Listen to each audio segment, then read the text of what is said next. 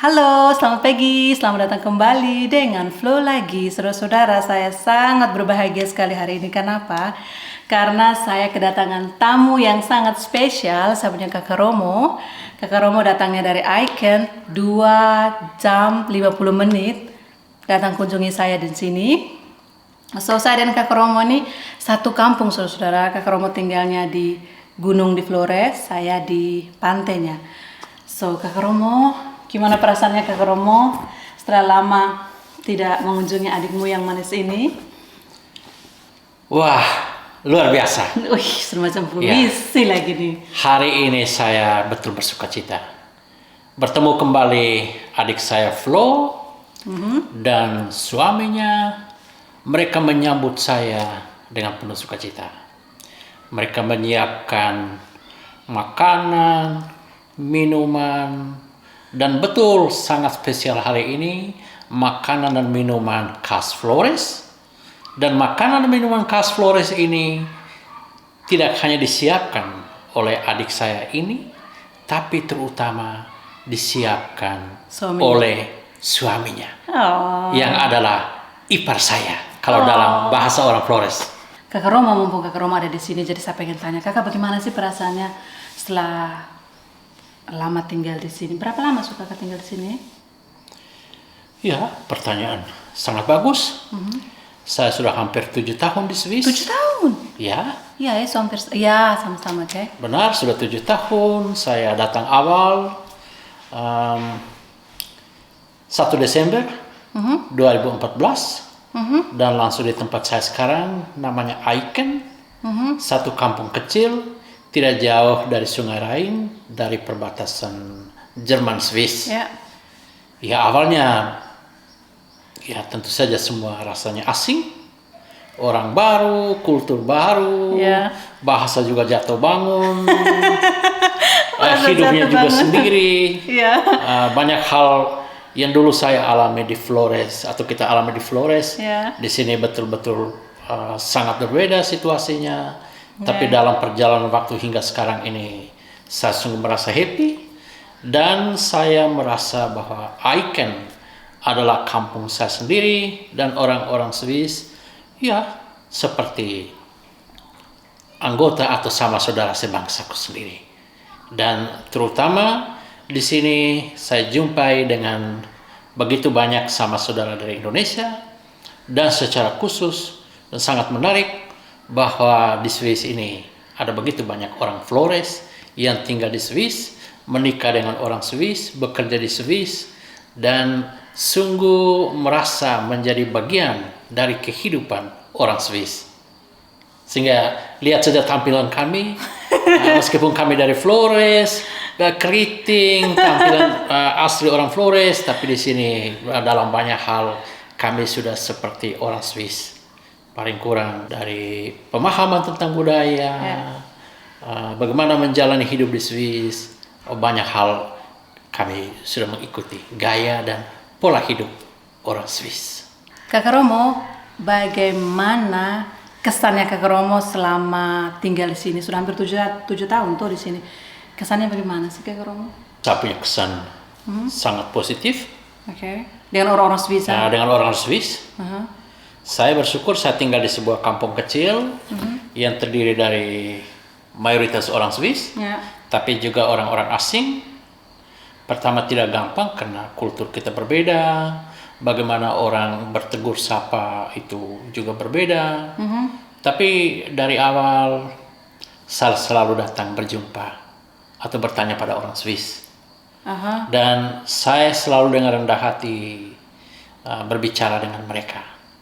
Dan dari sana saya mendapat begitu banyak dukungan, saya belajar banyak hal, dan saya meskipun saya tinggal sendiri, tapi saya tidak pernah merasa kesepian. Karena mereka selalu berada bersama saya.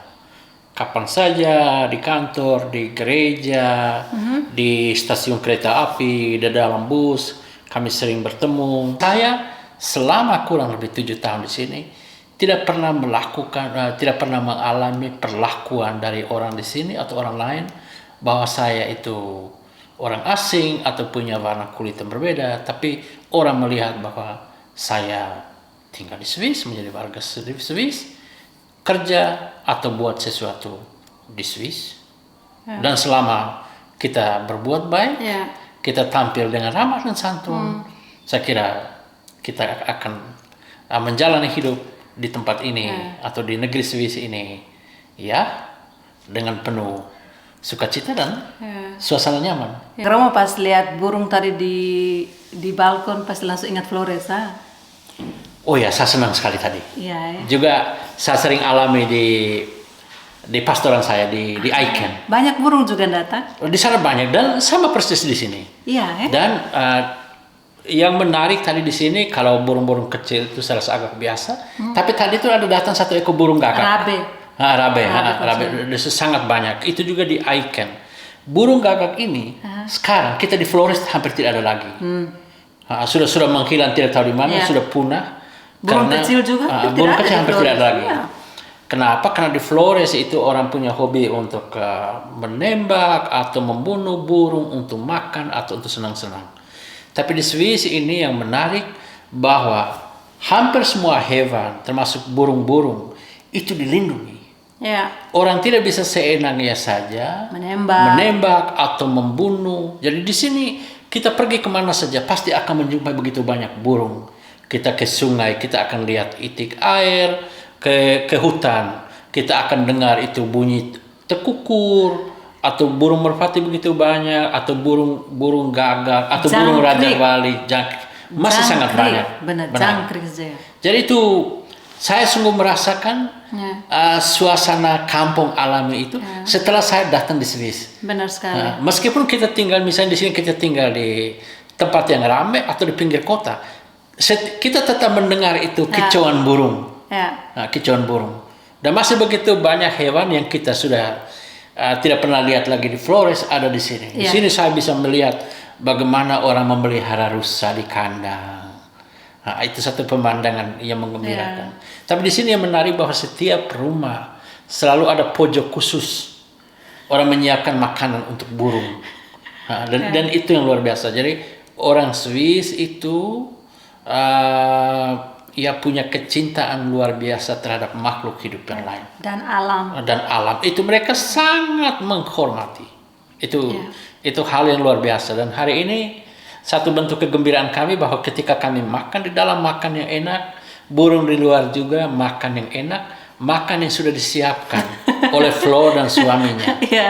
Jadi mereka memperlakukan juga itu burung tadi seperti anak atau saudara mereka sendiri. Dan itu yang kami alami di sini, bahwa orang Swiss memperlakukan makhluk hidup yang lain sama seperti manusia. Itu luar biasa.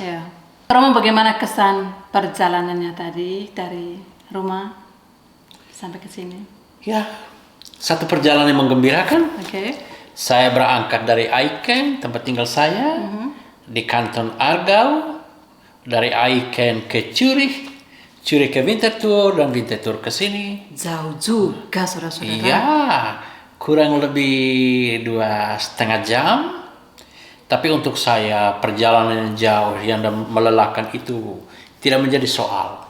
Yang penting saya bisa datang, berjumpa dan bertemu dengan adik saya. Untuk saya persaudaraan dan perjumpaan penuh sukacita antara kakak dan adik, antara saudara dan saudari, itu nilainya jauh lebih tinggi dari kecapaian yang saya alami dalam perjalanan tadi.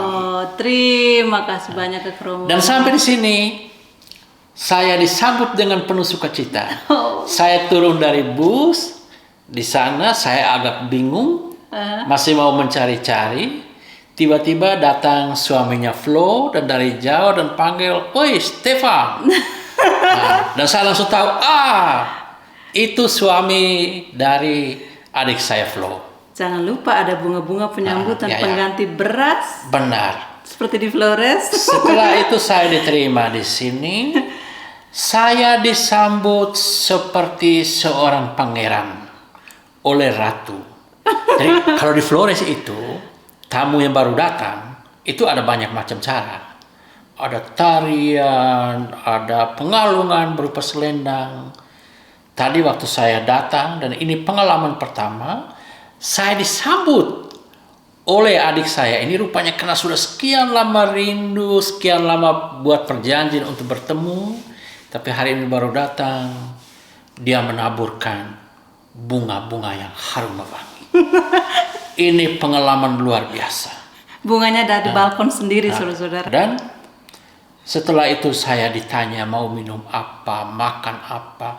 Pokoknya tuan rumah sangat ramah. Betul-betul dia merindukan kakaknya yang sudah sekian lama buat janji. Sudah 4 tahun ya? 4 tahun, saudara. Sudah 4 tahun. Tidak pernah ketemu. Pada jaraknya sebenarnya tidak terlalu jauh. Nah, kalau kita bandingkan dengan Flores, ya hampir samalah. Dari tempat saya ke dari tempat saya, dari tempatnya Flo ke tempat saya. Tapi 2,5 jam, 3 jam. Ya. Tapi di sini kan karena dengan kereta semua serba cepat, nyaman. Kalau di Flores jalannya berliku-liku. Jalan berliku, terus. Dan kita harus dengan mobil atau dengan truk. Tapi di sini dengan kereta, dengan bus yang semuanya luks. Nah, sudah semua kita nikmati perjalanan menggembirakan. Di sini disapa dan disambut dengan baik.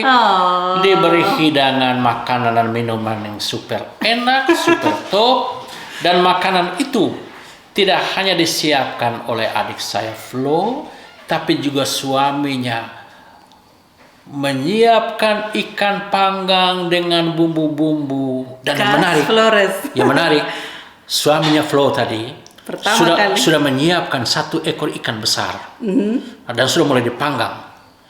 Tapi adik saya Flo protes, katanya itu terlalu kurang.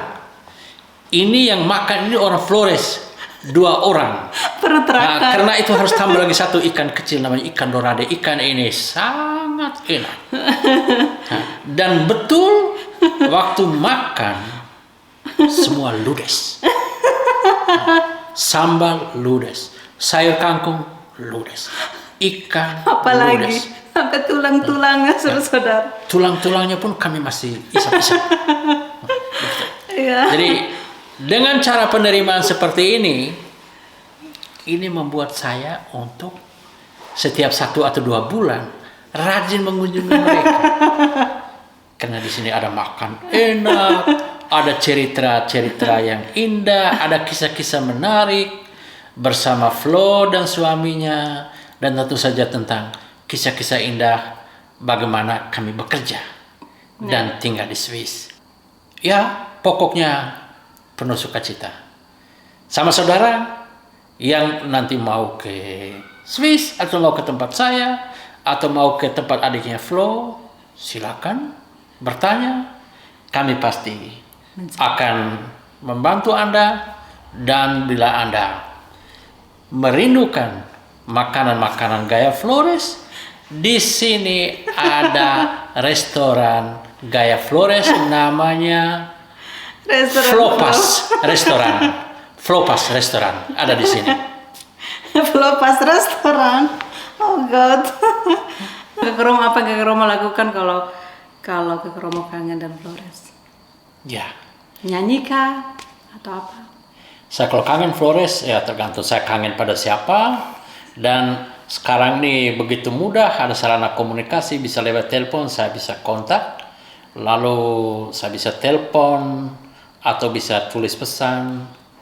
Atau kalau saya kangen makanan-makanan khas Flores, atau makanan Indonesia, saya juga bisa masak sendiri.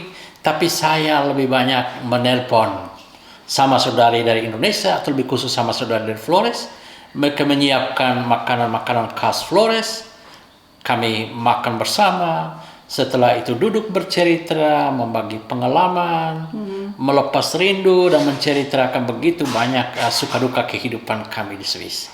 Awal benar saya selalu merasa rindu suasana kampung di Flores, tapi sekarang saya rasa bahwa saya sudah menjadi seperti orang Swiss. Karena di sini saya menemukan begitu banyak anak-anak yang saya anggap seperti anak dan cucu saya sendiri, juga saudara-saudara seperti saudara-saudara saya sendiri, juga para orang tua seperti para orang tua saya sendiri, dan tidak lupa banyak juga orang-orang seasal dari Flores seperti adik saya Flo yang menikah dengan orang Swiss, dan dia merasa bahwa dia sungguh menjadi bagian dari kehidupan orang Swiss. Luar biasa. Saudara-saudara, kalau kalian lihat kami punya muka, saya dan Kakak Romo, ini mirip. Nah, orang NTT itu tuh mukanya mirip-mirip semua. Itu kenapa sih kakak Romo? Itu mungkin karena kita punya gen nenek moyangnya satu, jadi mukanya mirip semua. Iya, kita punya gen itu satu. Saya kira itu dalam sejarah orang-orang NTT, orang-orang Indonesia Timur, orang Flores itu rupanya campuran dari orang India, orang Cina, orang Afrika, dan hasilnya seperti kita, orang-orang Polinesia. Rambut kita keriting, kemudian kulit kita tidak terlalu hitam, sawo matang. Coklat. Tapi kita itu sangat bangga dengan rambut kita yang keriting. Saya ingat di Flores itu ada satu grup musik menyanyikan satu lagu yang sangat bagus. Apa itu? Rambut keriting, itulah mahkota kami. Oh, rambut keriting. Dan begitu banyak orang berbangga dengan keasliannya, ia memiliki rambut keriting. Dan itu mereka lihat bahwa rambut keriting adalah mahkota terindah yang mereka miliki. Dan hari ini di hadapan Anda semua tampil dua bersaudara yang juga sangat bangga dengan mahkota mereka. Kami punya rambut keriting. Inilah mahkota kami. Kakak Romo tidak tertarik kah buat vlog tentang keseharian Kakak Romo, bisa di-share ke saudara-saudara yang ada di sana? Hari ini saya betul mendapat satu ilmu baru. Bagaimana caranya membuat vlog. Saudara-saudara, Kakak Romo tertarik membuat vlog. Dan saya pasti akan membuat vlog. Selama ini saya hanya menulis di Facebook. Ya? Kakak Romo tulis kan? Iya, dan begitu banyak orang yang membaca tulisan saya di Facebook. Itu tentang motivasi kah atau apa? Ya, lebih banyak tentang pengalaman masa lalu dan selalu menyentil motivasi kehidupan tentang berbagai hal. Tentang bagaimana orang menjalani kehidupan di kampung, bagaimana orang menyiapkan masa depan lewat pendidikan, bagaimana seorang imam berkarya, bagaimana misalnya seorang politisi tampil di panggung politik. Saya memberikan sentilan-sentilan sederhana, tapi saya rasa itu sangat-sangat bagus buat saya, dan juga saya membaca juga umpan balik dari orang-orang yang membaca itu. Dan saya berpikir kalau ke depan ini saya membuat vlog tersendiri, pasti akan diminati banyak orang. Karena saya akan berusaha menyiapkan secara baik dan mengirimkan berita atau postingan-postingan secara teratur setiap minggu untuk berbagai tema, tapi terutama tema tentang bagaimana saya hidup di Swiss, bagaimana pekerjaan saya, pengalaman apa saja yang saya alami, dan kenapa sampai sekarang saya merasa cukup betah berada di Swiss. Nanti kena edisi-edisi berikut atau pada saat saya sudah mulai membuka vlog baru. Terus kalau kalian penasaran dengan Kakak Romo, sorry ya, dari tadi satu panggilnya Kakak Romo. Kami orang Flores begitu, selalu mendobelkan nama sesuatu. Kakak Romo, kakak guru, kakak suster, Om Pastor, selalu mendobelkan sesuatu. Itu kayak apa Kakak Romo? Kesopanan ya? Itu ungkapan rasa bangga, rasa sopan. Ya, penghargaan yang tulus untuk kita orang-orang Flores. Jadi kalau kami panggil Romo tuh saya rasa kayak tidak sopan. Pada Romo itu sendiri sudah artinya bapak. Pater itu sudah artinya bapak. Tapi ya orang Flores begitu mendobelkan sesuatu. So kalau kalian penasaran dengan Kakak Romo, di episode berikutnya kami akan membahas tentang topik yang lebih penting lagi, bagaimana Kakak Romo bisa sampai di Swiss, bagaimana misi Kakak Romo di sini, bagaimana Kakak Romo menghadapi kesendiriannya, bagaimana Kakak Romo untuk berkomunikasi di gereja, berapa Gemeinde yang Kakak Romo kerjakan. Ya, layani. Ya. Yang Kakak Romo layani di sini, dan banyak sekali hal-hal yang menarik, yang penting untuk kalian tahu, kalian dengar. Nanti Kakak Romo akan share. So, saudara-saudara, terima kasih banyak-banyak. Terima kasih banyak-banyak untuk kalian yang sudah menonton video saya dan Kakak Romo. Sampai jumpa di video selanjutnya. Dah.